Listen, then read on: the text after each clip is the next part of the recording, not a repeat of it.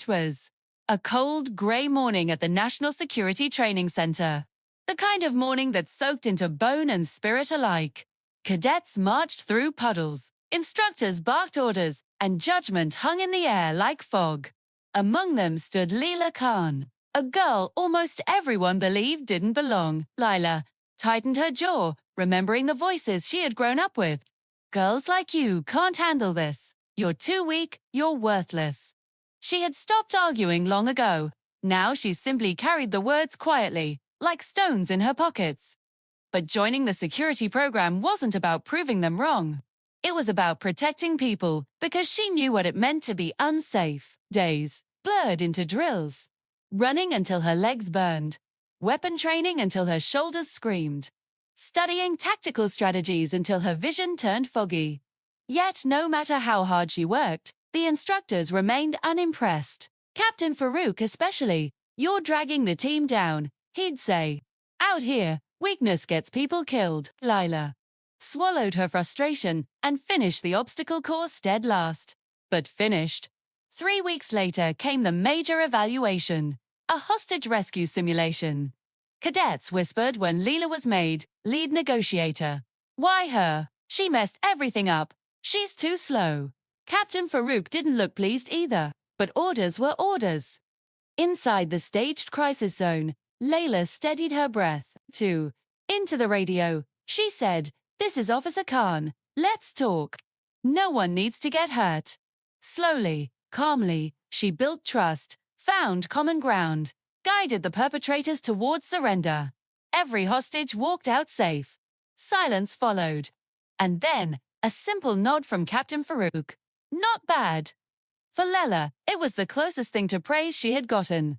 That evening, a commotion erupted in the command office. The red line reserved for top government calls was ringing. Colonel Nadim answered. His eyes widened. Then he walked straight toward Leila Khan. "Drop everything. Follow me." Inside the office, he handed her the receiver. "It's the president. He asked for you." Leila froze. The president's voice came through the phone. "Miss Khan, what you did today wasn't just impressive. It mirrors a real crisis we're facing right now. Your approach might save lives. Will you help our team?" Her voice didn't shake. "Yes, sir." Leila was rushed to a secure communication center glowing with screens. The lead negotiator briefed her. "Just do what you did earlier." Her voice went out over the line to the perpetrators. "Spree. Who are you?" "Another cop trying to trick us," one asked. "No," Leila replied. "I'm here to listen." She let them vent. Didn't push, didn't argue. Soothed the panic with patience and empathy. Slowly, the situation shifted. They released an injured hostage, then 2 more. Then finally, they agreed to surrender peacefully. The crisis room erupted in applause. The lead negotiator smiled. "You did it, kid." 2 days later, rain drizzled across the training yard again. Cadets stood in perfect formation as the president arrived. He stopped in front of Leila. "Miss Khan, your actions saved lives." Worth is not determined by where you start, but by how you rise when it matters. Turning to the trainees, he said, "Remember, the person you overlook may be the one who stands up when it counts." Even Captain Farouk looked at her with something like respect. Almost that night, Leila sat alone listening to rain against the window, and she realized it wasn't the president's praise, or applause, or headlines that proved everyone wrong. It was the moment she refused to quit. The moment she stood her ground.